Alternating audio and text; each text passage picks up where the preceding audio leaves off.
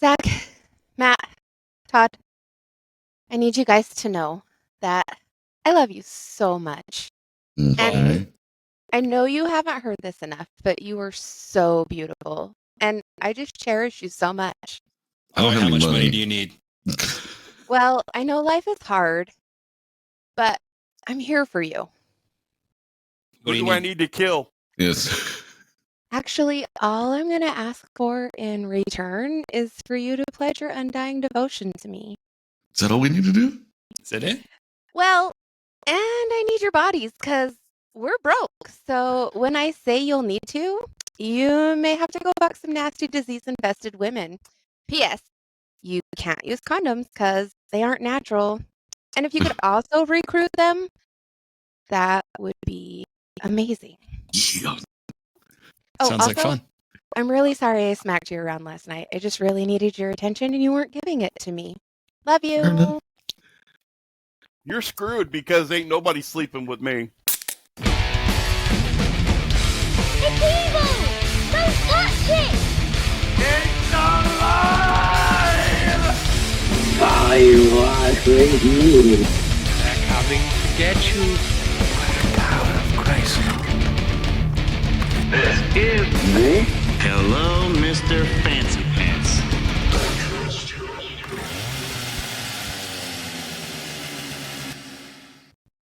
What's up, everybody? How's it going? Welcome back to another episode of this shit that we do. And Lindy's picked a big one to go right after Zach's super big one that he just did. And they kind of go hand in hand here for a little bit, don't they? Yeah, I'm not sure Lisa. why I decided to do this. It was pretty stupid. That's what I thought. Not you. No. That's what I thought about myself for like the last fucking month and a half. I thought, God damn, this sounded a lot better in theory. Yeah. That's not the dumbest thing that's happened here. The dumbest thing is that Lindy thinks I'm gonna make money screwing people. I can't get laid by paying people. You think someone's gonna pay to have sex with me? Jesus. Wow. There's someone for everyone. Hey, man, somebody wants to squeeze your dumpkin. I mean, I love this episode already, even Don't though give I up hope, hate my it. man. There's things. Shit. There's like those mail order brides and stuff. Yeah, whatever. There you go again. Money.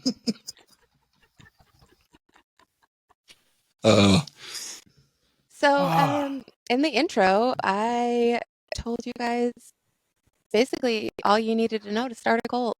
is that it? That's it. You really just need to Get people that are stupid that'll follow it. The thing. No. It's not necessarily stupidity.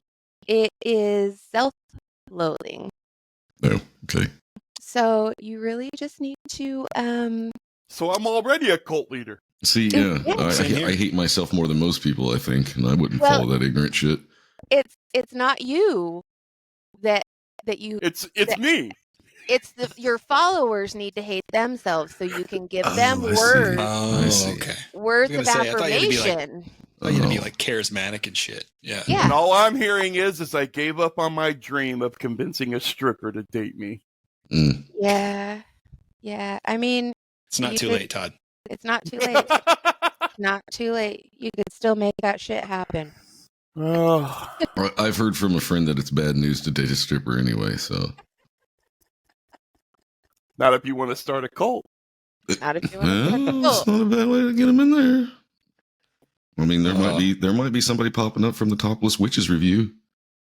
No, they're Let's leave 100%. Rosario Dawson out of this, okay? No, that's not what I'm talking about. Jesus. That's not what I'm talking about. Are we ready? Oh, please, let's. It's all the Well, screws, man. It's the I fucking don't rightly screws. know. Ladies Go and for it. gentlemen, my brother has a new toy where he gets to hit a button. All I do is press the button, and he has sound effects. We should have got At- some At some songs point, too. I'm sure you're going to hear, right after I say some really dumb shit, my voice coming back at you saying, what does that have to do with gay Gay porn? porn. Mhm. I didn't get that loaded in time, but I'll edit it in later. That will become a thing. You are now a button. And nobody will still push it. You push it. Okay, so obviously we can't go into talking about Mr. Charles Mills Manson without. Oh shit, that's who we're talking about? Yeah. Oh. Yeah. Who do you think we were fucking talking about? The Kool-Aid Man?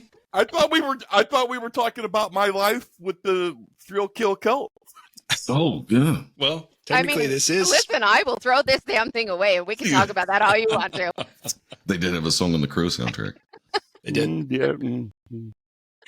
So we're going to have to go back a little bit. It's getting goth in here. So put on your black clothes. I am feeling so goth. I'm going to watch The Crow.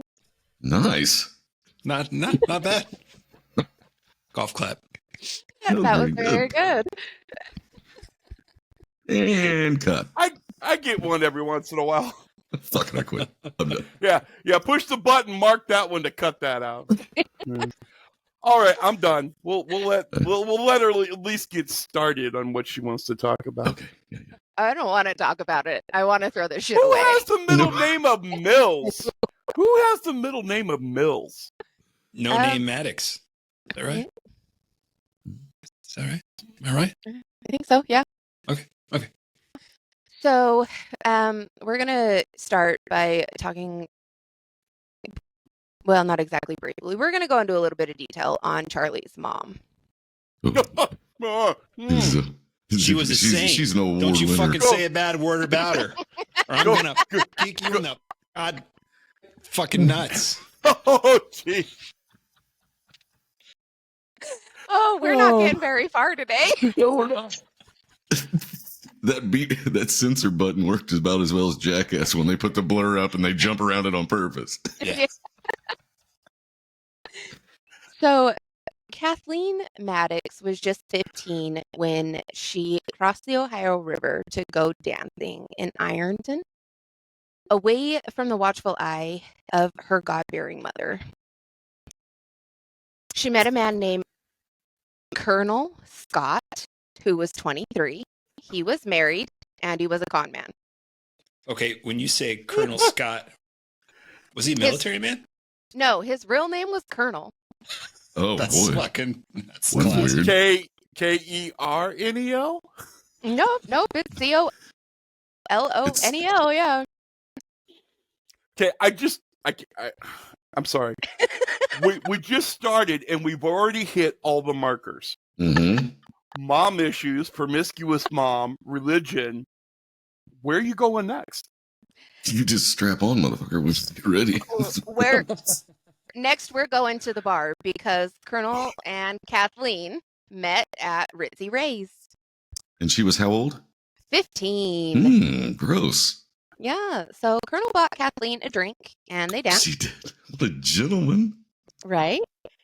And then Kathleen decided that she was going to start crossing the bridge frequently to meet with Colonel. Is that a metaphor? Mm-mm. Yeah. For what? Oing, oing, oing. What do we Oh my God, that is dude. You have to put that on the button. That gets a button. That gets a button. I'm talking about damn sexual. I'm gonna mute my mic for 5 minutes and let her get started. Boom, boom. Sexual relations? Yes, Okay. sexual relations. So in the spring of 1934, Kathleen figured out that she was pregnant. Guess what else happened? Bitch can't guess. Colonel disappeared. Oh. That gentleman just up and ditched who was cheating on his wife with a child? Yeah. Wow, I wouldn't have ever guessed it. Right, not shocking at all. Nope. So Kathleen decided that she was not going to hide her pregnancy from her mother. Nancy, which is Kathleen's mom, allowed Kathleen to stay under her roof as long as... don't preach. That's exactly what I was thinking, but I was trying to be good. So,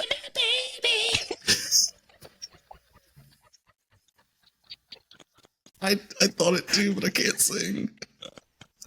I can't either. Just go for it. So Kathleen was able to stay with Nancy, but she had to agree to give up her sinful life and live according to biblical strictures. Mm-hmm. Mm-hmm. Mm-hmm. So she followed that to a T. Right. Well, Kathleen decided that really wasn't the life for her, and she needed to find a man and get married. A man who could take care of her and the baby. She's No, already Mom. got No, Mom. I get what you're saying, but I'm going to need me some dick. yeah, Because once you go, you can't come back. So, we're gonna. I'm 16. I have needs. Yeah. 15. Girls. Yeah. I figured by this time she was probably 16. Now we're gonna insert William. Oh, are we? Manson. Oh, we're going to insert what? William Manson. And where we're going to insert him? Yep. Mhm. Right into Kathleen's life. Yep. But nobody really has any idea how William Manson and Kathleen met. Basically, the first thing that's known about them is that they were married on August 21st, 1934. November 12th, 1934, Charles. This is a real stand-up guy then. He's like, hey, you're 15. You're kind of hot. I mean, your boobs are really big right now because you're pregnant. I guess, yeah, we can do this. Yeah. Yeah. So I'll marry the underage girl. I'll take care of it. Uh-huh. We get a lot of that on these episodes, don't we? There's a lot of it, really. I mean, looking back, it's like people suck. Yes, very much so. Yeah. So, November 12th, 1934, Charles Mills Manson was born. And Kathleen loved her son, but she was just 16, and she was Who determined. was really Colonel Mustard in the Ritzy Ray's bar? You've been waiting for that. I know you have. Ever since Colonel came up, he was like, With the cock. just give me a minute. Give me a What? minute. But he's really not Manson's kid. He's the Colonel's kid. It's a perfect episode of Clue. No, wait. It wasn't What the was cock. the first clue? It was the sausage.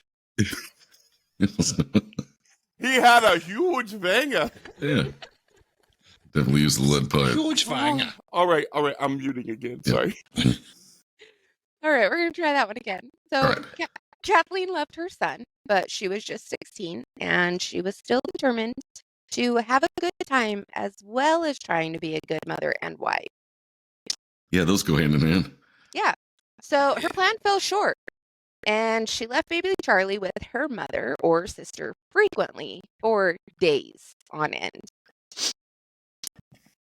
William decided, I can't. I'm not going He to was do like, this. not gonna die. Yeah. Yeah. Uh-huh. I'm done with this. And he was granted a divorce on April 30th of 1937. And that's kind of weird. I mean, that time is the 30s. Yeah. Divorce is kind of unheard of. Yeah, very. So she must have been a real fucking psycho bitch. That's all I'm saying. It wasn't good. God rest her soul. The divorce was decided. She was almost like Casey Anthony, just not enough for it to benefit the rest of the world. I just want to point out in this sense of humor that yet again I am sitting here going, I got one check, I've got two checks, I've got three checks. Oh, I've made 4 on the list of 5 so far of how do I become a cult leader and a psychopath. Oh, you'll check the bit box in a minute. Yeah, thanks for that one, Lindy. Red flags flying everywhere. Here we are publicly saying why I'm not Are they red getting flags or are laid. they green flags? I can't tell the difference. True. Yeah, there we go. All right, Is the red I'm flag safe. on top? That's why he's my brother. So the divorce decree noted there were no children of this marriage. So William dipped, leaving Charlie with just the last name. Rock and roll. Kathleen found Colonel Scott and filed a bastardy suit against him. She won $25 from the initial judgment and $5 a month after. Holy shit, party time. Right? Here, Sorry. buy a case of beer and a pack of smokes. Right? That's what you win. So Scott did pay the $25, but not ever another cent. And he visited with the toddler a few times, but obviously he wasn't fatherly. Was he like that, or was he like, the kid's not my son? Okay. I'm sorry. I'm I gonna don't know. fucking I'm in an moonwalk 80s the mood fuck today, I out of guess. here.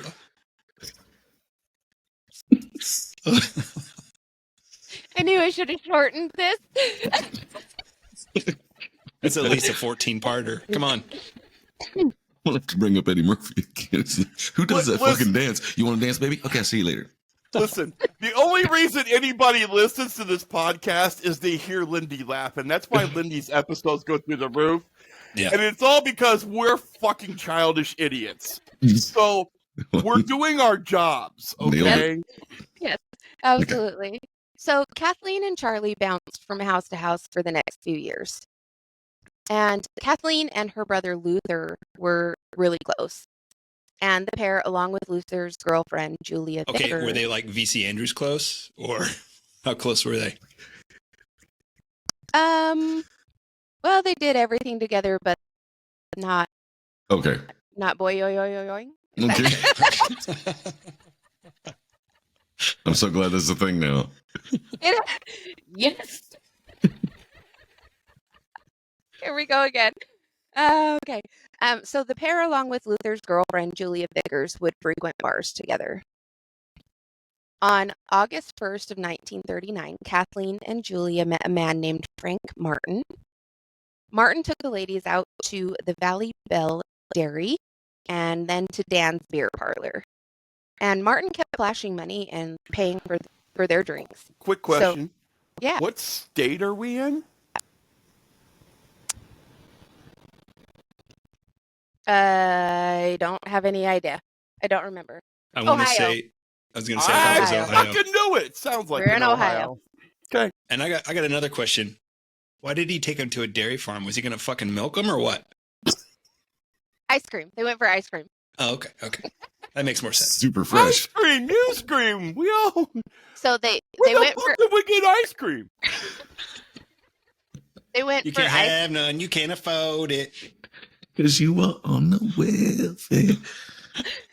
So they went for ice cream, and then they gorged themselves on. Not cheese. even 20 minutes, and the only thing we're missing is freaking pizza rolls and Ben Franklin. There we We nailed got it. time. We got time. So Kathleen baited Martin by suggesting that the three of them get a room. Then she excused herself and she called her brother, telling him about the man with all of the money.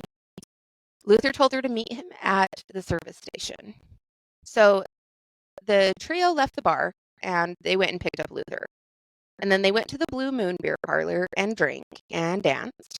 And then a short time later, Martin, Luther, and Kathleen went for a ride in Martin's car. Luther told Martin to stop the car. The men walked a little ways away where Luther took a ketchup bottle full of salt and cracked Martin over the head with it. What kind of backwards ass pageantry is that? A ketchup bottle full of salt. What the fuck? I'm assuming it's a glass one, but In case you don't know, white trash people, Okay, really there you poor go, yeah. people, after they use the ketchup bottle, it now becomes a salt shaker. no, it's You okay. Punch holes Well- with a Punch nail holes and a in hammer. salt. And That's I how think- you got nice salt and pepper shakers. I think he was trying to pretend like it was a gun to begin with, but Martin was like, fuck you, you don't have a gun. Still, So, Okay. the explanation is there. Yeah. That's exactly how this came about. That's Yeah. we're So- high class people. Oh, damn. after Luther cracked Martin over the head with a fucking ketchup bottle full of salt, Luther took his wallet and he and Kathleen took off in Martin's car. The wallet held $27. Ooh. So the pair went back to the Blue Moon and they picked up Julia, and then they went and rented a room at Daniel Boone's bar BQ. it's spelled really weird. Like it's Yeah, bar, I get it. No, BAR, I and get what you're saying. Yeah, I can only picture the sign. yeah, and Some lights work. and then they ditched the car. So Kathleen and Julia took a cab home, and Luther stayed in the rented room. When Martin regained his senses, he went to the police. Charlie, who is not even 5, watched his mother get arrested. Mhm. So Kathleen was sentenced to 5 years in prison, and Charlie had now had no mother or father. That's my mama right there. Woo! That's how it's done. Mm-hmm, mm-hmm. So then Charlie was sent to live with his Aunt Glenna and her family, which was her husband, and then they had a daughter who was just a little bit older than Charlie. Her family lived in McMeekin, West Virginia, which in the 1940s... Mama. You know how many songs I didn't fucking bring up? So McMeekin in the 1940s had a population of 4,000 perfect white citizens. The perfect white citizens is actually in quotation marks because that is a direct quote. Oh, that's gross. And a flat out fucking lie. Mm-hmm. So men worked, women kept house, and children went to school and knew their place. Keep Guess going, again. Lindy. I'm stepping Yep. over it. Keep going. Keep going. Shut keep going. up.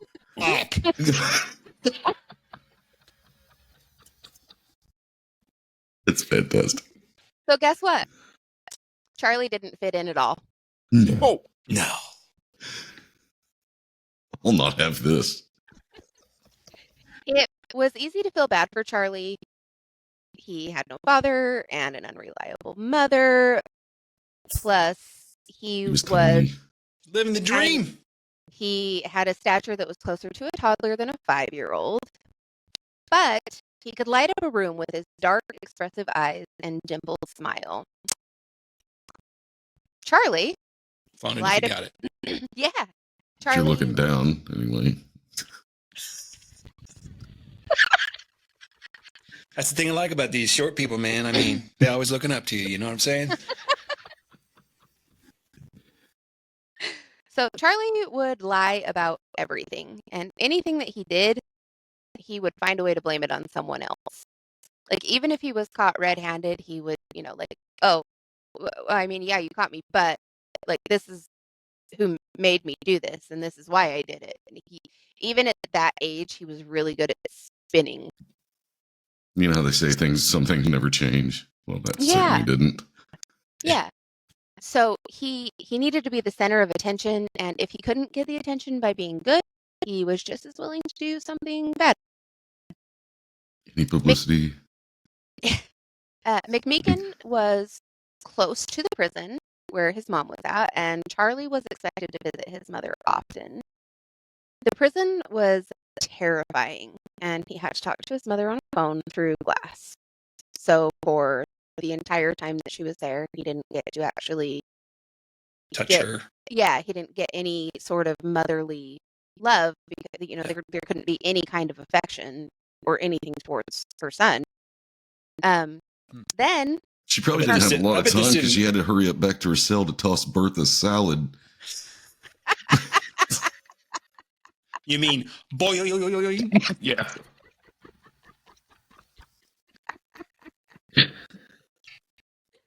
So Charlie was enrolled in school, and he had the misfortune of receiving Mrs. Varner as his teacher. I have to tell you about Mrs. Varner because Are you going to drop the C word again, or is it? I could. Okay, fair enough. She may be the reason that Charlie Manson turned into who he did. So it's Oh, not his come fault, on it's Miss now. Barner. He had serious mommy issues anyway. So Yeah. People to this day, 70 years later, still shudder from memories of being in her class. Wow. she She made was quite the impression. a cunt. Yes. There you she- go. So on his first day, after being picked on by the teacher, literally picked on by the teacher, Charlie ran home from school in tears. Well, guess what? Uncle Bill wasn't going to have a sissy boy in his house. Oh boy. So the next day, Uncle Bill took one of Joanne, which is the daughter, took one of her dresses, Mhm. which was too big for Charlie because remember, he's freaking tiny and she's like 5, 6 years older than him. He put Charlie in the dress and marched him to school. Charlie was forced to attend that day in the dress all day. What's wrong with a hug, motherfucker? If the kid comes home crying, jeez, this is looking ridiculous. Well, I don't rightly know. Sorry. I knew I shouldn't have taken a drink. It's fine. No. You get choked up. So, this event started a chain and a string of Charlie getting bullied at school. He developed 3 interests while he was with the Thomases. He was fascinated by knives and sharp objects. He liked guns, and he fell in love with music. Glenna. See, okay, I agree with all 3 of those things when I was a kid. Like, I wanted a sword collection, and I loved guns because I liked those 80s action movies. Well, this was exciting for Bill because it was like the only thing that Charlie showed an interest in that may have made him a man. I see. Oh, I see. Yeah. And Glenna, Charlie's aunt, would later describe Charlie as being able to sit down at the piano and play songs by ear for hours. Which Anton LaVey. Yeah. He's in here too. Yeah. So Kathleen was released after 3 years. And she and Charlie set out on their own. She was hired as a barmaid in McMeekin, but within weeks she decided to leave. She and Charlie went to Charleston, and Kathleen found work as a clerk at Van's Never Closed Market. Charlie was enrolled in school, but he never stayed there. He would take off, and he would just randomly show up at Kathleen's job. So Kathleen started to notice that Charlie was very manipulative, especially toward women. So he was only interested in people who could do something for him, and when he wanted to, Charlie could be the most persuasive and charming person you would ever meet. Yeah, he's giving the women back a little bit of taste of their own medicine, seems like. Right? Yeah. Kathleen was just 24, and she still wanted a life. Oh, yeah, she did. She would leave Charlie with some pretty seedy people while she went out, which was most nights. Mother of the year there, eh? Yeah. She also fell Doris back Award winner. She also fell back into theft and got arrested again. Charges were dropped, and she decided and she took Charlie and left Charleston, and they drifted around Indiana. Kathleen was a drunk. She started to attend AA meetings, and she met Lewis. Lewis was a discharged vet working in the property department of a circus. Fuck me. You can't fucking make this shit up. No, you can't. So much. What are you, some kind of fucking clown? Well, I used to be, but not anymore. Clown gave number it 4 up. to be exact. Just like the booze. 4th one out of the Volkswagen. Lewis made all kinds of promises to Kathleen that he was going to sober up and he was going to take care of her and Charlie. Pull a balloon animal out of her pussy. All kinds of cool shit. Yep. Yep. He was going to give her the life she deserved. Guess what he didn't do? Wear a condom. He didn't do anything he promised. But they were still married. They were still married in August of 1943. Kathleen was able to get her drinking under control. Lewis didn't. He couldn't hold a job, and he refused to help with Charlie. And Charlie started to get worse. Mm-hmm. He became a thief. He was lying constantly. He refused to stay at school. He was just completely out of hand. Kathleen really didn't have any idea what to do with him or how to handle this. Nor So, did she really want to, right? She was kind of like, fuck you, kid, whatever. well, she was more interested in getting her marriage right than she was her child life. Yeah. So she couldn't get him under control, and she decided to enroll him in the Jabal School for Boys. This all goes well. Yeah. Jabal School for Boys. There you go. There's number 5. Mhm. This school was run by Catholic priests. Ooh. Oh boy, there's That's not a good 6. sign now, is it? What do I do now? Fuck. We're 30 minutes into this motherfucker. It's just crazy. So she's just the way Lindy said it. This place was run by Catholic priests. Yay. Charlie was 12. Prime pickings, boys. Yeah. The school was on open grounds. It had shop and academic classes, sports, and a 150-acre garden. Boys were expected to attend class and religious services. Paddlings for poor behavior were allowed, but there was a 3 SWAT rule. Any more and I'd come.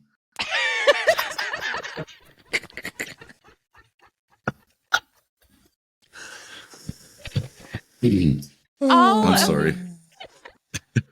All of the students underwent academic and psychological testing. Charlie's didn't go well. No. Charlie ran away from the school and went back to his mom's in Indianapolis. Though it was hard for Kathleen to do, she took him back to Jabal.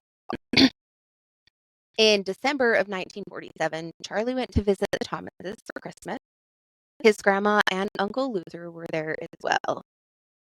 So Luther Is this had been... Uncle Luther put him in the fucking dress, Uncle Luther? No, that's Uncle Bill. Uncle Luther is the one that got busted with Kathleen. Okay. So he's now out of prison, and he's the one his that went wife, to the pin over the hotel situation. Yeah. Salt shaker of ketchup. Yeah. And he has decided to change his life. So he moved back in with Nancy, which is grandma or mom, whatever. And he was now on the path to becoming a priest or minister, whatever their religion, whatever. He also had cancer and was dying, so he knew he could never do it. He's like, fuck it. Yeah. Sounds good. So he decided to devote his life to the Bible and make his mom happy. All 3 months. Yeah. So the family went to church on Christmas Eve, but Charlie stayed behind. I can't remember Joanne. Joanne also stayed behind because she was super sick. And Joanne could hear Charlie doing something downstairs, but it sounded like he was getting into like cabinets and stuff. And then when he realized that he was making a lot of noise, he went and he turned on the shower. And he just let the water run to try and cover up what he was doing. Yeah. Well, it turns out that when the family got home, Joanne was like, hey, Charlie was going through something. The shower's still running. It's been like an hour and a half, 2 hours. Shower's still running. We all know what that's like. I mean, Yeah. That water's cold now. Yeah. So Joanne was like, hey, Charlie's been going through stuff in the house. Check for valuables. Check for Dad's got guns in the house. Check. Look. Turns out Charlie had found Uncle Bill's gun and he had it on him. So before anything happened, fortunately, they found it. And then after the holiday, he was returned to Jabal, but he ran away after 10 months. This time, he did go back to Indianapolis, but not to be with his mom. He decided he was going to try it on his own, so he broke into a bunch of stores and took what money he could get from the registers. He was caught during a burglary, and the judge sent him to Boys Town in Omaha. Omaha? 4 days. into his sentence. Charlie and another boy named Blackie Nilsson stole a car and headed to Peoria, Illinois. Somehow, they also managed to get their hands on a gun. Which also has a lot of bridges. It's a fucking shithole. And since they were able to get their hands on a gun, they committed 2 armed robberies. Charlie's 13 now. Rack 'em up, rack 'em up. And as tall as he'll ever get, I think. So, Blackie's uncle lived in Peoria, and the kids became his apprentice thieves. Charlie was caught and sent to the Indiana Boys School in Plainfield. So much boys' schools and boys' places and boys' things. Yeah. This place was bad. So basically, anybody who is still alive that had gone to the school has said it was the goal to survive. Ooh. It was that bad. Was this the tobacco and the cow stuff shoved up somebody's ass? Mm-hmm. Mm-hmm. Yeah. So all I said about that was Charlie was beaten, sexually assaulted. Constantly. Well, I think it was more like some boy, like the first day he was there, didn't he shove something? He spit some tobacco juice in like cow shit or something and shoved it up his ass. And he's like, "Okay, boys, I gave him lube. Have your way with him." Yep. Fun times. This is where Charlie. More and more things just keep heading up. It's no wonder he was crazy as shit. Funny you should say that. This is actually where Charlie developed the insane game, where he did things to make himself appear insane so others would leave him be. So the crazy eyes that you see in the pictures, the muttering and talking to himself, blah, blah, blah, blah, all of that stuff that he did. A lot. Are you mad? Do you feel like What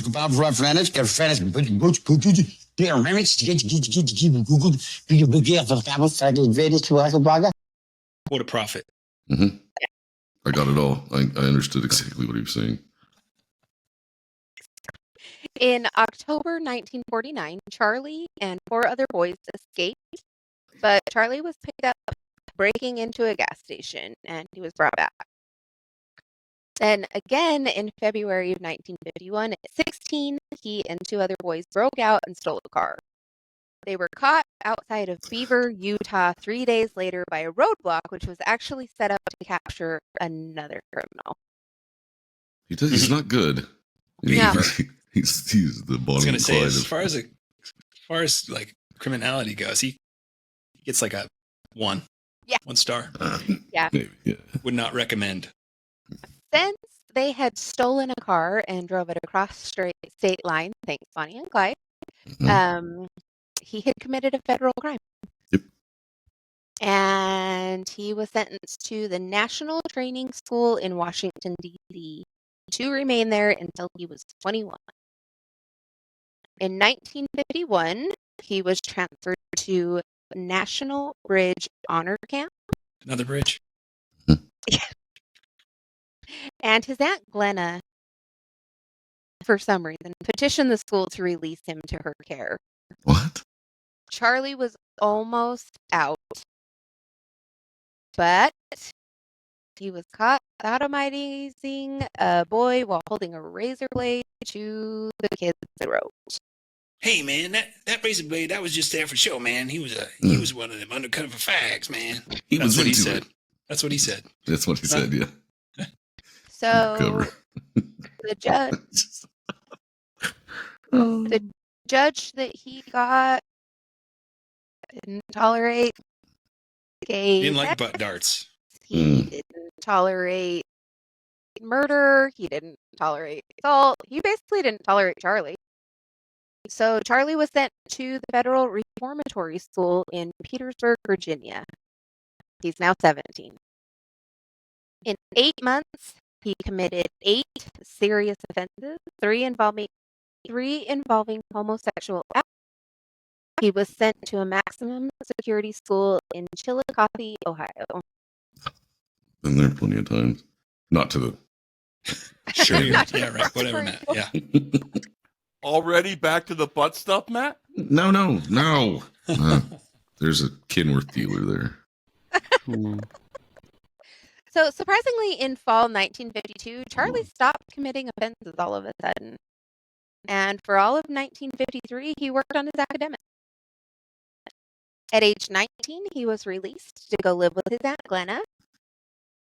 At this point, his grandma, Nancy, had moved to McMeekin also. So Charlie kind of bounced between their house and his grandma's house. Okay.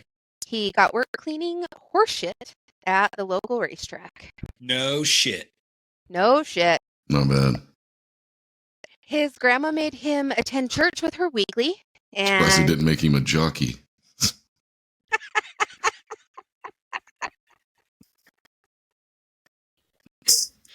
She also made him attend the church's teenage social program. And Charlie messed up his chances at having friends because he couldn't keep his mouth shut. He started bragging about his time in reform school. This turned him into a social outcast. So people shunned him. They wouldn't talk to him. They'd walk across the street and, just avoid him completely. You imagine guys standing around telling jokes or whatever, and he's like, hey, you guys want to hear about the time I held a razor blade to a guy while I sodomized him? It was hilarious. So nobody wants to hear it? Really? I thought it was a good story. Okay, never mind. I'll go walk over here and talk to myself in the corner.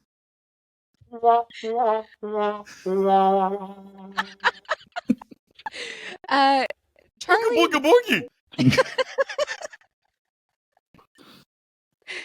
Charlie met this guy at the racetrack, and the guy was a high roller, bet a lot on things. Well, they kind of became friends. So the guy was quite a bit older than Charlie, and he was going through a divorce, but somehow he maintained his kids. And he had a daughter, a very young daughter, named Rosalie. And on January 17th of 1955, Charlie and Rosalie were married. Rosalie got pregnant a few months into the marriage, and Charlie was having a hard time keeping up with the bills. So he started stealing cars. Clyde.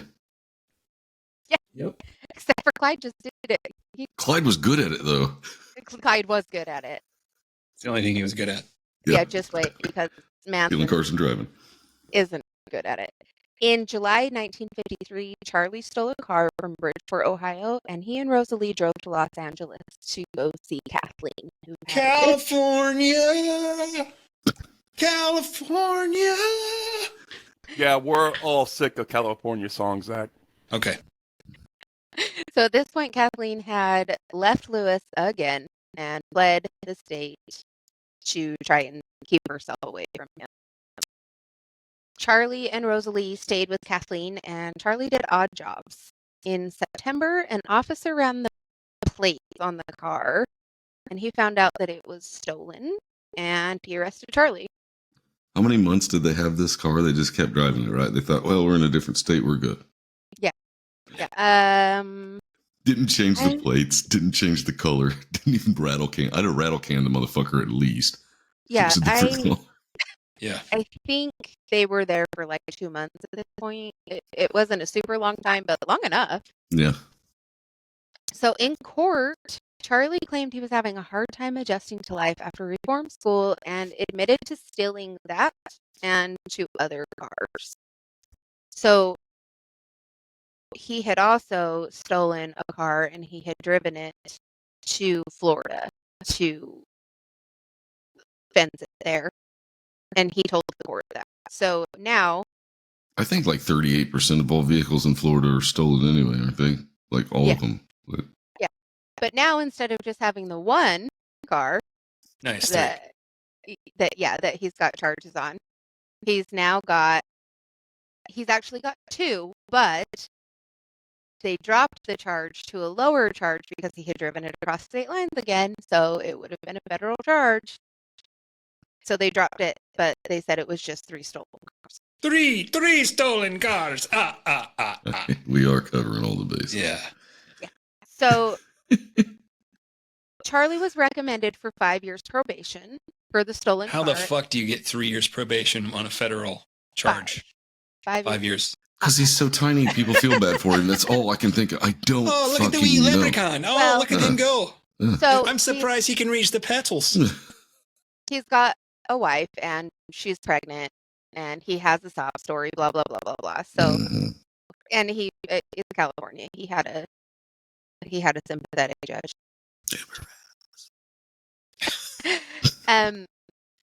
So he was recommended for 5 years for the one stolen car that he was busted with, but because he had admitted to stealing the other car, he was supposed to come back and face charges on that. And the judge even told him, when you come back, I'm more than likely just going to give you the same term to run concurrent with your current term. So he would have got another 5 years of probation, but it would have run concurrent. Right. Well, instead of going back to court, Charlie ran. Run, bitch, run. What a dipshit, this guy, Yeah. I'll tell you. Yeah. So he and Rosalie went to Indianapolis, and she gave birth to Charles Jr. on March 10th. Of course, it's a junior. An arrogant motherfucker. Where is this kid at now?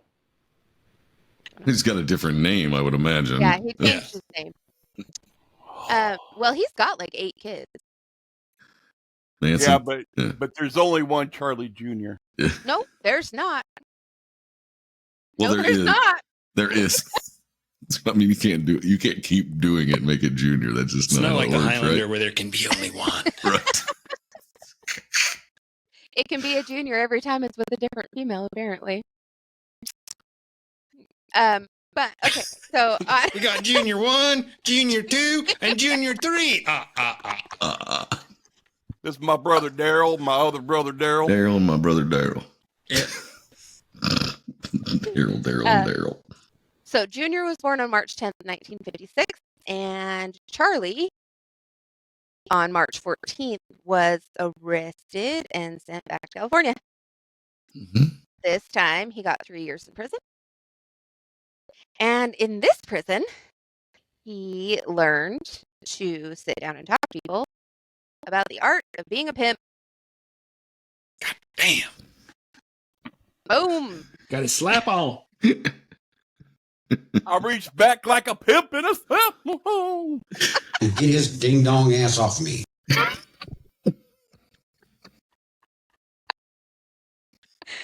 While Charlie was in prison, Rosalie found a new man, and she served Charlie with divorce papers.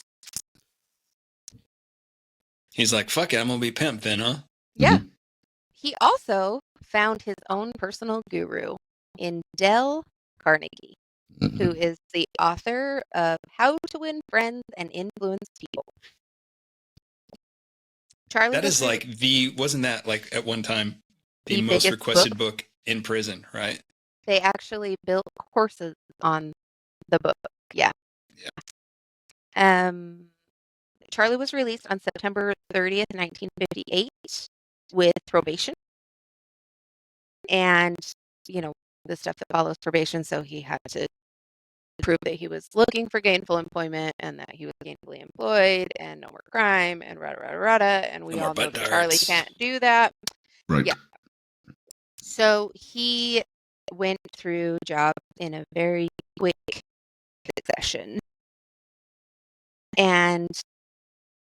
But the only reason that he decided that he was even going to work was so that he could get some funds to start setting up to become a pimp. He moved out of it. Gotta Gotta get have that hat goals. with a big feather in it. Yeah. I want those platform shoes with the fish tanks. Give me the Yeah. extra tall platforms. Make me look like I'm like 5'5". Yeah. He moved out of his mom's and in with another pimp. Wait a minute. So I guess I the made me one of them Keebler, trench coats. Keebler but all coats Bakery weren't taking applications at that time? They didn't need any elves to make the cookies or... I was just getting ready to say I need a trench coat, but all coats are trench coats to me. Oh, shit. Charlie wasn't making the living he thought he should, and he returned to his criminal habits. On May 1st, 1959, he was busted trying to cash a forged check. This dumbass admitted to stealing a check out of a mailbox, and this wasn't just any check, it was a treasury check. Was it? Okay. I think so this is also a federal crime. Doesn't he plead to stealing the check out of a mailbox because it's a lesser sentence than pleading guilty to forging a federal check? Is that right? Yeah. Probably. Yeah. He had... So you know he had to have it going in his head. Is like, this is probably not going to work, but... Well, he basically had a court-appointed attorney that was able to lessen the charges for him, and that's what they agreed to plead to if Charlie fessed up to stealing. Your Honor, my client is tiny. Right? He can't even hold that giant check in his hand. He takes 2 hands for him to hold it. He's just a wee little lad.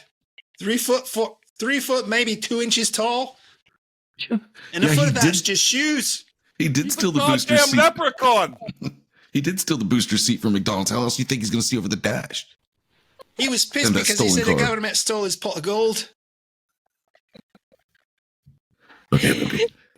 In September, a girl named Leona Ray Musser told Charlie's parole officer that she was pregnant with Charlie's baby. And she pleaded for charges to be dropped and promised that they would get married and he would go straight. Charlie received a 10-year suspended sentence and continued probation. What the fuck? Lucky motherfucker, dude. Seriously. Yeah. Leona wasn't pregnant. Charlie was her pimp. Hey, baby, right now I can't make the bills, so why don't you go out there and you sell that poontang for me? Mm-hmm. Gators bitches better be wearing jimmies.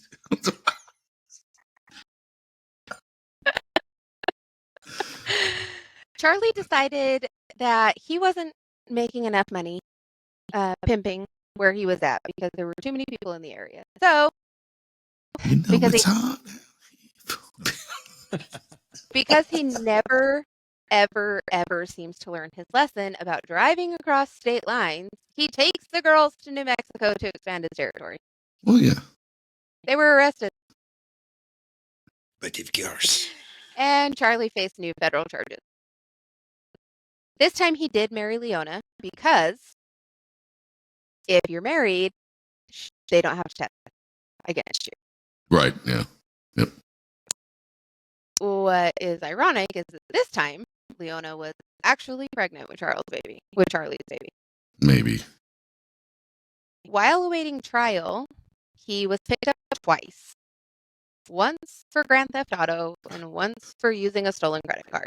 How in the fuck? How many fucking lives does this fucking pussy cat have? I mean, seriously, you're waiting trial and you get arrested 2 more times and you're still on the street? What the fuck? Yeah. Exactly. So guess what happens next? He fucking fled. Well, yeah. He's been nothing but net for how many years now as far as it goes about getting away with shit. Yeah. So what? Just keep running. To avoid charges, Leona testified against Charlie. She did say, yeah, he took us, across state lines to sell ourselves for sex, which violates I think it's the Man's Act. Not if you record it. Who Man's Act? I don't know. You just need a camera rolling, and then it's pornography, and it's not.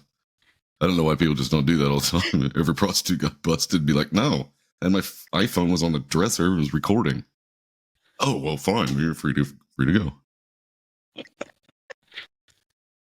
It's for my fans only, or only fans, or whatever the fuck it's called. Only hands? Whatever. Only hands. Whatever it's fucking called. Because Leona testified, a bench warrant was issued. And Charlie was picked up in Laredo, Texas, and he was sentenced to serve 10 years. Fucking Texas, man. Woo! he was sent to McNeil Island in Washington, and here Charlie started to study Scientology. Leona served him with divorce papers in August 1963. Kathleen moved from California to Washington to stay close to Charlie because she was actually trying to be a mom. Time out. Time out. You're telling me that Charles Manson was a Scientologist? He's looking into it. And then, Yeah. No, he could. Yeah, It- he yeah, was. He was. So conforming to a religion in prison at this time helped you to get released on early. that should add or time out to in your parole. sentence. That shit's crazy. I don't care. Yes, I agree. Where were we? Oh, okay. So Kathleen also reconciled with Lewis, and she was going to visit Charlie frequently, and she was paying for his books and that kind of stuff, to try and make up for being absent the way that she was. Charlie had decided that he needed a steel guitar, and he asked her for the money for it. She told him that she didn't have it because at this point she's just waitressing. Lewis still is not working. Right. And Shocker. so Charlie was pissed that time when she said no. So brilliant. Kathleen and Lewis decide that they're going to adopt a baby girl, an infant baby girl. And she takes the baby girl to see Charlie in prison. And she introduces baby girl as his new baby sister and told him, we adopted her. And Charlie says, how much did it cost you to adopt her? And Kathleen told him it was $2,000. And he told her to get the fuck out of here because she could have fucking paid for a guitar. Hey, you watch that fucking potty mouth, okay? Uh-huh. We don't have, this is, no. That's None a of that quote. language, right? That's I get a it, quote though. from Charlie Manson. Yeah. When you want a guitar, you want it. Yeah. Right? Yeah, you fucking, hey, if you want that fucking guitar, you go out there and you fucking get it, okay? You kill somebody that's got a guitar and you take it. You find that fucking dog.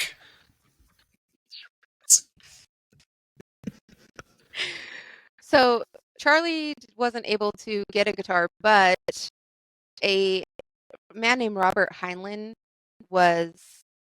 Oh, no, that's not it. There was a man in prison who played steel guitar, and he had one, and he taught Charlie how to, he started teaching him basic chords and that kind of stuff on the steel guitar and was letting Charlie play his. Can't remember this guy's name, but he was in there he committed multiple murders, and he was in the Mobbacher gang.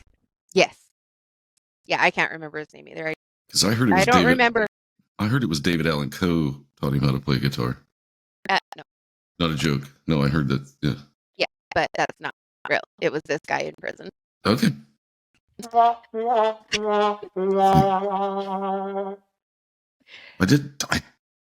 just said I heard it. I didn't say Allegedly. So, also about this time, Robert Heinlein's Stranger in a Strange Land book came out. You happen to be wearing an Iron Maiden shirt when she comes up with Stranger in a Strange Land. Nice. And Charlie fell in love with this book, and he picked up a lot of his philosophies from it. Then came January 1964, and anybody guess? Is that when he gets out of prison, right? No. No? The Beatles. Oh, that's right. British invasion. Yep. So Charlie loved the Beatles, but he thought that he could be bigger than them. Bigger than the Beatles. Well, if you want to look, but actually he did become bigger than the Beatles, actually, really. I don't know what you're smoking, We're but put some in my bigger than pipe. God. No, he was God reincarnate. Stones are better anyway. You're God, I'm God, we're all God. Charlie started telling anybody who would listen and anybody who wouldn't that he was gonna be bigger than the Beatles. I'm And going to he go ahead and started- say that he did it because seriously, you could show a picture of, Paul McCartney to 1,000 kids, some of them will know who it is. But you show Charles Manson's picture to them, every fucking one of them is going to know who it is. But he meant in the sense he was going to be bigger than the Beatles for Musically. music. Yeah, not because he was a fucking psychopath. Was it Look at Your Game Girl? He had a few songs that I've heard. I know Guns N' Roses did one on. You can find it on. He's got shit on Spotify. You can listen He to it. does have shit on Spotify. Yeah. Charlie considered himself good. Don't do that because the man doesn't need money. Okay. He's dead. Don't He doesn't don't need any do money. it. Don't He certainly do it. doesn't. Charlie considered himself good at singing, good at guitar, and good at drums. And the fact that he was able to play in the prison. You want to have a Twisted Cane off right now? I can do it. Not on drums. I can play it on guitar while you guys play drums.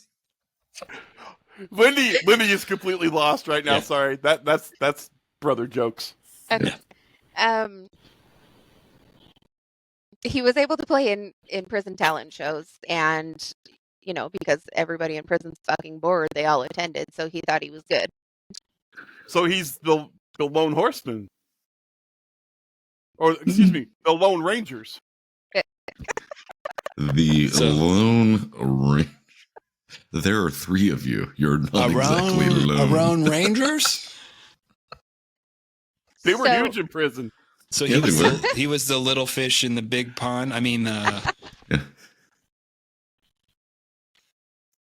Now we are going to kind of reinsert Kathleen. She finally divorced Lewis in May of 1964. And in May of 1965, Charlie was moved back to Terminal Island after completing 2 years without incident. Terminal Island? Yeah, that's where Sounds pleasant. Yeah. In October of 1965, Kathleen remarried.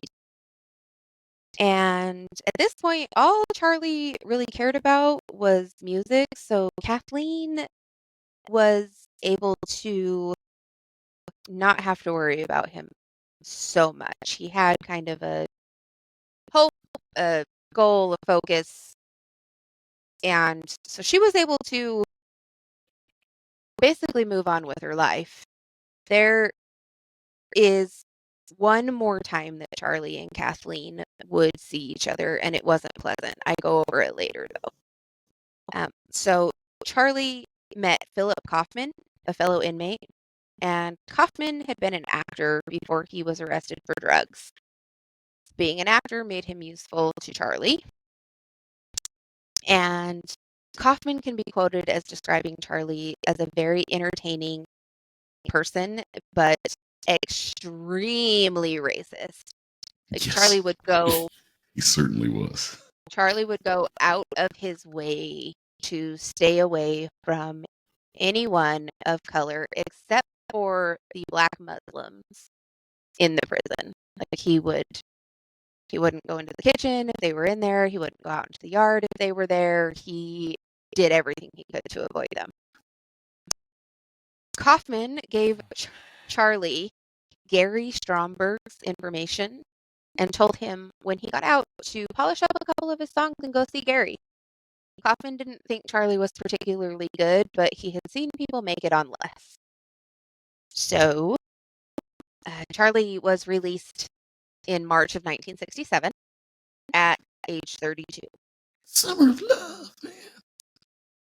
He had nowhere to go and had no clue how to live on his own. He's been institutionalized his whole life. I was going to say since 16, right? And he's 32? 12. 12. Put in at so 12. over half his life, yeah. Mm-hmm. Mm-hmm. So he had collected a few phone numbers from inmates when they were in together, and he happened to call. It doesn't actually say which inmate, but he did happen to call an inmate, and the inmate was like, well, he was free now, but he told Charlie to come to Berkeley, which was probably the worst place for Charlie to go. Charlie spent a few days wandering around Berkeley and taking in all of the changes in the world.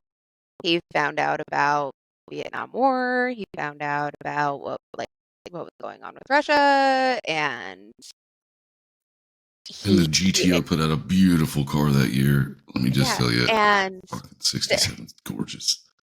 So he goes into. That's actually Pontiac that put out the GTO, but that's okay because they didn't offer a 327 in the 54 Bel Air.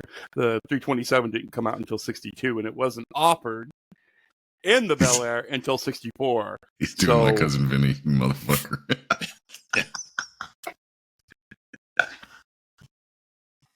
Nice. The Utes. So okay. Charlie found out that in Berkeley, he didn't have to hide who he was.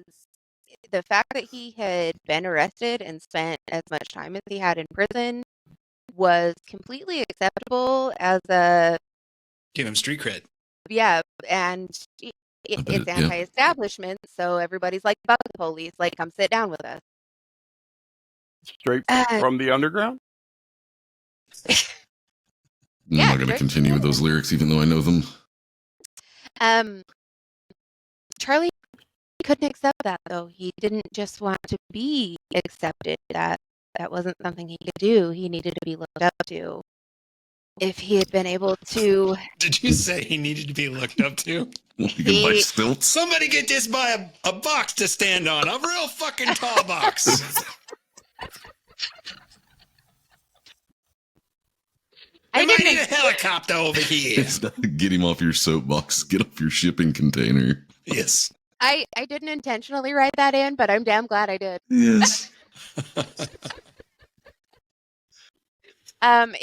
If Charlie could have just accepted, just being accepted, just fitting in and being able to live his life, then I could throw the rest of this fucking thing away. But I'm good enough. I'm smart enough. Yeah. I'm not tall enough, but gosh darn it. I'm a rock star. People like me. I'm a rock star. I'm a rock star. I'm a rock star. So, I've said so a lot in this episode. I'm going to stop. Well, that's because you have to every time we interrupt you to find your place back where you're at. Meanwhile, back at the ranch. Meanwhile, back at Cal Berkeley campus, because that's where, the radicals were at. Yeah. Radical, man. The roots are on. Charlie found Mary Runner on the campus. She was out walking her dog. So he actually, I hate to say this, I really hate to say this. He described her as being homely. Wasn't she straight off the farm in Wisconsin? Wasn't she like a librarian from Wisconsin? Yeah. And she was a little bit of a huskier girl? Yes. She was alone and an easy target, eh? Yes. Yep, exactly. Those are pretty much his words, exactly. Just, in a crazy accent, not... She's a big old girl. She a needy target. Jigga. You want me before the screws get you. Where's them? Here, I'm just going to do with a pen. I'm going to put a fucking... No, never mind.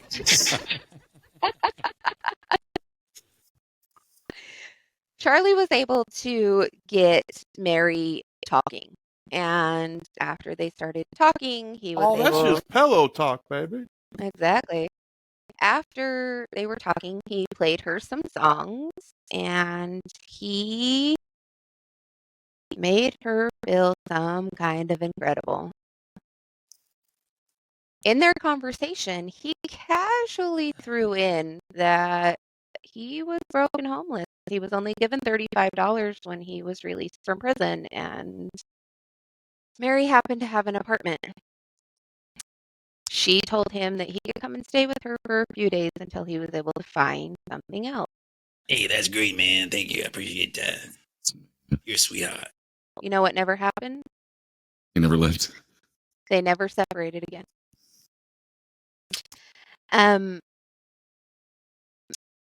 Charlie eventually got Mary into bed. It took him like 3 whole days, though. Yeah. She was a good, wholesome girl, and she is just not that kind of girl. So But, when you feel beautiful and loved and cherished And he and turned on Bush the Lucky wants what the bush Charms. wants, lady. yeah, I mean, I don't fucking know. I don't go out for affirmation shit, but apparently other people do. So, um, Lindy, you are a very beautiful and intelligent young lady. thank you. I really appreciate that. You are welcome. I'm not getting into bed with you. It's okay. You don't have to. Nobody else does. Thereby, I don't have a cold. Young. But give me 3 days. Give me All right. 3 days. Okay. I'll give you 3 days. Wait, you're leaving tomorrow. Damn it. I was going to say, I'll give you 3 days with your hand. I set that up for you. Get his ding dong ass off me. Who thought Manson could be this much fun? Charlie gave Mary everything that she needed to feel. Did he give her all like she ever wanted? And not all all she she ever needed? ever wanted. No, he basically took all she ever wanted. But by making her feel beautiful and blah blah blah blah blah, Oy, oy, oy, oy, oy, oy. he did something for her that kept her interested. Yeah, Not man. even just devoted. Let's say devoted. So she went to work every day Are at you the talking library. about them sexual relations again? Yes. And while she was going to work, Charlie was bringing other women home to her apartment. Dude's a Because- fucking genius. No, It's free love. it certainly was. It's what's for dinner. Mm-hmm. Mary hated that she had to share him, but she eventually got used to it with the hope that I shouldn't say hope. She always truly believed that one day it would Love will find you. just be her and Charlie. Yeah. Broke You're- people break people. If you're out there in that situation right now, just stop it. Yeah, just stop it. Just stop it. It's never gonna Yeah, happen. because there's He says he's decent getting- people like me out here who would love to cuddle. He says he's getting divorced next week. How long's he been saying that? Okay. Charlie had to, so he's still on probation and he has to cross the Bay Bridge on a regular basis to go see his Another parole fucking officer. bridge. Bridge. Another bridge. She's trying to compete with Matt about how many times he can say yeah, yeah, yeah. Mm-hmm. Bridge. Bridge. Bridge. When are we going to start burning these bridges? Yeah. Pretty soon. Young. Okay. On the trip across the bridge, Charlie discovered the Height Ashbury neighborhood. And he also discovered that he preferred the hippie type environment to the radical environment. They're dumber, man, and their weed's better. Woo! And, it's the time of I can't remember what they're called, the croppers? The diggers. So everything was free. In the Height, Charlie tried acid for the first time, and he loved it. Yes, he did. I got my hands on some of that there acid, man. Woo!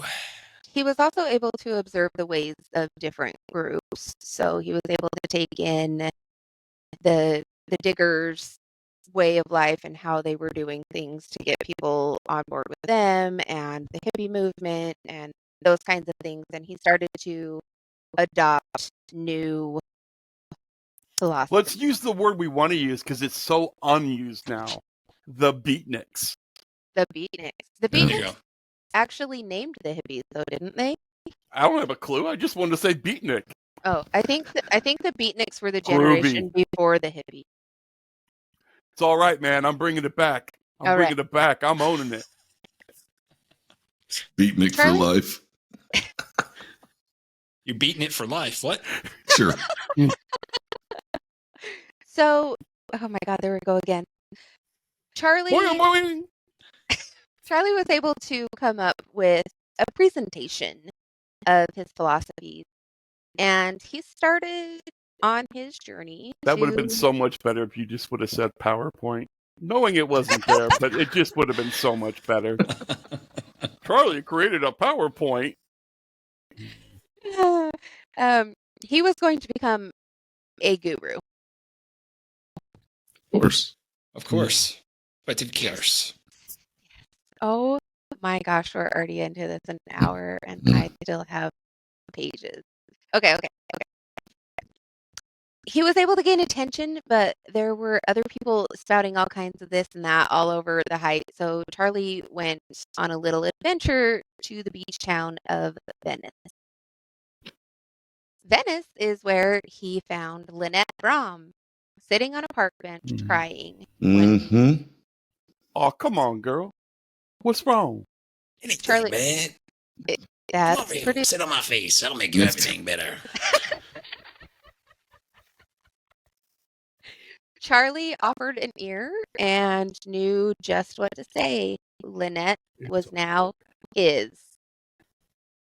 He broke Lynette and Mary's insecurities down. The three of them started sleeping together, and he was able to talk them into leaving Berkeley, and they moved to the Heights. Charlie often went out hitchhiking, and on one of his first hitchhiking adventures, a man named Dean Moorhead picked him up. They went to Moorhead's, and Charlie saw a piano gathering dust in a corner. So Moorhead offered it to Charlie, and Charlie was able to trade it for a... Did Dean write him a last will and testament on a napkin and said that, you know, he'll leave everything to him for the giving him a ride? No. Oh, wait. Wrong eccentric. Never mind. Another story altogether. So Howard Charlie, Hughes. Charlie took the piano, and he was able to trade it for a VW minibus. Of course he did. The iconic hippie wagon. The You mean piano the was stink wagon? the piano was not the only thing Charlie took from the Moorhead. He also took their underage daughter, Ruth Ann. Ruth Ann and Charlie were picked up in Mendocino, and Charlie was booked. But before the pair were separated, Charlie did tell Ruth Ann that she would be immediately emancipated from her parents if she was able to find a single guy and marry him. Just any single guy, it didn't matter. And she needed to wait for Charlie to summon her. She did. Mary Deck. It's easy to Did this talk guy children have, into did this things, guy isn't have it? 3 legs or what? Broke people. Break people. Children. Or, excuse See- me, no. Hurt people. Hurt people. Mary decorated the bus, and Charlie, Mary, and Lynette took it out to Manhattan Beach to visit Billy Green. I'm trying to do the math here. This girl's 15. Which one? Exactly. So he's got Mary, he's got Lynette, and he's got Ruth Ann. Yeah, Ruth Ann was 15. Okay, and he's 32? 2. That math's fucked up, isn't it? Certainly Yeah. is. He's been alive longer, like double her lifespan. Mm-hmm. Uh-huh. Yeah. Gross. Green introduced Charlie to Pat Krenwinkel. Charlie was able to convince Pat to come with him, making sure that she brought along the credit card her dad paid for each month. Well, yes. Otherwise, you're not invited. Then he convinced his parole officer to let him go to Washington under the guise of trying to find his mother, who had abandoned him as a child so they could reconcile. The parole officer and the girls bought this story and felt bad for Charlie. So Charlie and the girls went. Charlie knew damn well where his mom was. He knew her address. He managed to break away from the group, and he went on his own to Kathleen's and asked for money. Kathleen declined, and Charlie threw a shit fit on her front porch. She asked him to leave, and this was the last time they ever saw him. The group did go on a few trips, physically and mentally. Yeah, they did. Charlie didn't allow harder drugs, but he did allow acid and marijuana. The acid was to reach the outers of their mind. He also reminded the girls often that they had left behind biological families to become part of a real family that accepted and cherished them for who they were. Though when he went into fits of anger because they weren't paying attention to him, he would pull Pat and Lynette's hair and he would hit Mary. Mm-hmm. And I imagine about the hard drugs thing too. He's like, you guys can do acid and Keep marijuana. talking, Matt. I'm taking notes. Okay. Hurry up. But Give me the rest of this formula. Classic But, short man syndrome. You got I to don't give me get that what I want. I'm cocaine gonna throw a fit because like a fucking 2-year-old. you got to give me that cocaine because I don't approve of the hard drugs. I don't want you guys doing them. So just go ahead and hand that over here. I'll confiscate that. I'll take care of that later. After Charlie's, I'm just going to call Oh, him. now you see it? Now you don't. I just like the way it smells. Magic tricks, man. After Charlie's fucking childish tantrums where he would beat the shit out of them, the girls would often like cower away for a little while and then they would remind each other that they needed Charlie and they were very lucky to be with him. For fuck's sake, man. Charlie knew that I'm almost done, guys. Charlie knew that he needed, so all three of the females that were with him, once again, I really hate to say this, Charlie knew that he needed to be able to Control? sell them for sex, basically, Yes. right? But in a environment of free love, being able to control someone with sex is not easy if you're homely. So Very Charlie true. knew Okay. Charlie knew that he needed to find his beauty ticket. And he found Susan Atkins, who Topless was Witches Review. Yes. Eat Street Burnout. That's what he said she was. That was Manson's way of saying, you better shut the fuck up, bitch. I'm coming for you. No, that's what Anton LaVey called her. Yeah. So Charlie didn't have to persuade Susan. Let's just call it what it was. She fucking threw herself at him. Yeah. And Like, it didn't take him 3 days. no, it took him like one song. And and he said he played a song, he set his guitar down, he saw her looking at it, he looked at her and told her, you can play that if you want to. She thought he read her fucking mind, so she pledged her undying allegiance to him on the first night. Well, she was super smart. Well, yeah, she was a genius. He had a huge banger. He fucking must have. Charlie took his group to his friend Pete in Sacramento. Pete owned some whorehouses, and Charlie made the girls work there for a day to remind them that they had to have sex whenever and with whomever he ordered them to. Since Charlie wouldn't allow birth control, Mary got pregnant with Charlie's baby, and we know this because it was before she was allowed to start sleeping. Well, before she was ordered to start sleeping with other people. Was this Charles Jr. or was this Charles Jr. or was this Charles Jr.? This is Charles Jr. the second. I fucking want a I want a hamburger now. Oh, Charles. Charles. My bad. Give me a fucking baconator. That's Wendy's. Fuck. Never mind. We'll get to Wendy. The other girls also got pregnant, but it is not known if Charlie was the father of any of those babies because at this point he was forcing them to have sex with people. And now that they were growing, Charlie swapped the VW bus for a school bus.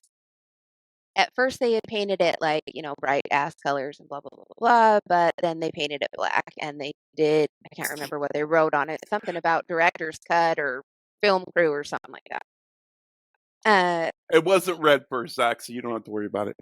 Okay. The girls kept getting sent out to sleep with men in hopes of recruiting them. And that happens a lot. A lot of honeypot. Yeah, honeypots. What they actually got was a fuck ton of VD. Yeah.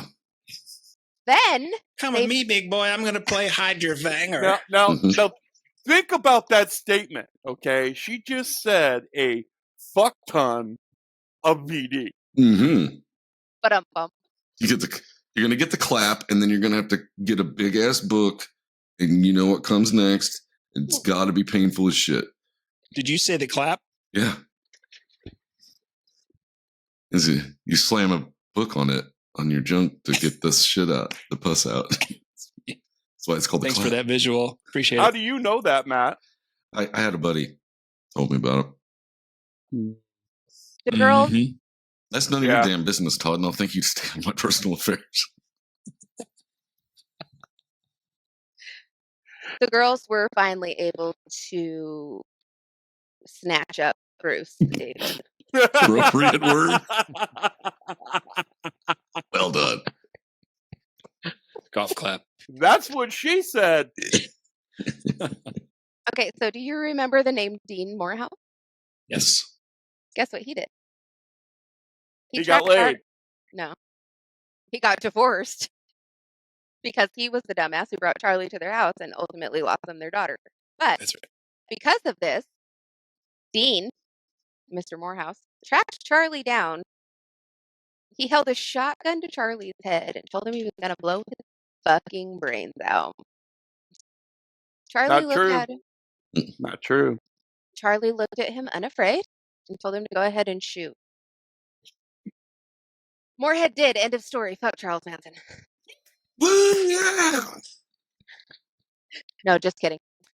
Dean put down the gun. He took acid with a fucking group. He listened to Charlie spout his shit speech, and the followers were awestruck. Then, in late 1967, Charlie packed up his followers, got his parole transferred, and headed to LA to seek out Gary Stromberg. And that is where we will pick up next week. Right on. Oh, nicely done. Well done. Even with all of our interjections. Bullshit, I guess I'd say. Bullshit. I really thought about it, and I was like, I need to end this. I need to end this. I need to end this. There's going to be so much. It's going to be an hour and a half. Boom. Boom. It's an hour and a half. Nailed me it. Lucky Charms. Yeah. But that's it this week. We'll pick up in LA next week. Awesome. Guys, thanks for continuing to like, rate, and review the podcast. Just going to cut this off. Thanks for hanging out. Thanks for listening. I'm Zach. Spar. Lindy. I'm obviously not Charles Manson, so yeah. Mm-hmm. All right. Well, on that note, we will see you next Tuesday. Later. Bye. FTC. It's evil! Don't touch it! It's alive! I was with you. They're coming to get you by the power of Christ. This is Hello, Mr. Fancy